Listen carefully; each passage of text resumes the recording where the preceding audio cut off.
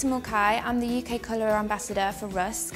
This is my model Marky, and we're going to be working on one of the biggest and key trends that we've been seeing of late is blondes. Blondes are everywhere, but what we're tending to see is that at the moment they're going a lot icier, a lot cooler in tone and a lot cleaner. So Marky, even though she's very, very fair naturally, there's still elements of warmth through the hair that I want to knock out. So we're still working on a very light base, but I want different levels of lift in there. So I've chosen to go with 91AA, which is double ash, but it's still a light blonde. But this is just going to cool down some of the warmth that's in Marky's hair and just give me more of a clean blonde. So I'm mixing this with 10 vol. So I still want to lighten some of Marky's hair, so I've decided to go in with the Super Lightening range, but of a natural base. So this is just going to help to give me a little bit more brightness and just a little bit more lift to really sort of help the colour sparkle and shine through. I've decided to mix this with 30 volumes, pretty much because I want this to be my lightest shade. So by using 30 volumes, it's going to sit out as my lightest target colour.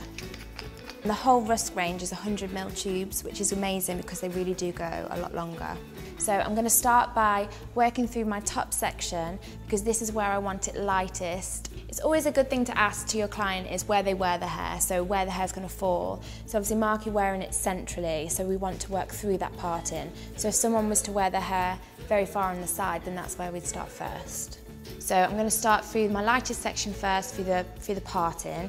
Then I'm going to be working from the hairline backwards through the sides, and then lastly through the back. Picking up my first section, weaving the hair, taking that weave, and then weaving it again. Because I want the lightest part of the colour to be right at the hairline, my first application of colour is going to be my Super Lightening natural colour.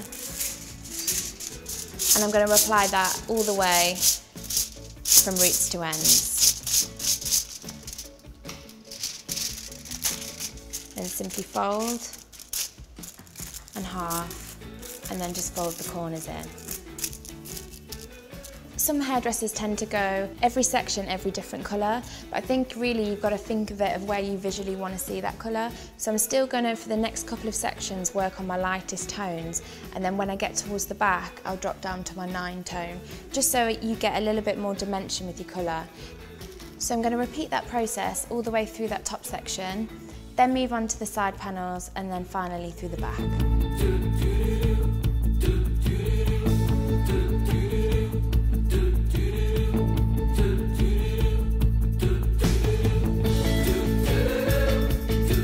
Over Marky's hair, now I've got the lift and the lightness that I need.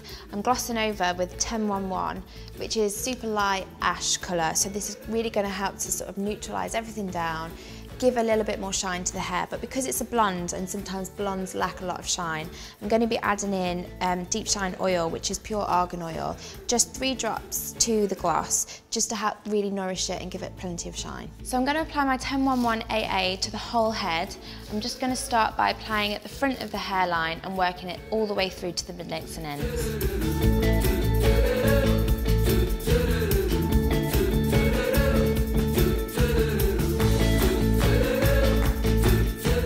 Now I've worked that through from root to tip, I'm just going to leave that on just literally for a minute or 2 to develop. So I've just washed off Marky's hair with the moisturising shampoo conditioner, which really works well with the oil that we put into the colour because it contains the argan oil. So I really feel that you can notice the difference in blonde hair when you rinse the colour off. It really feels super smooth and super shiny.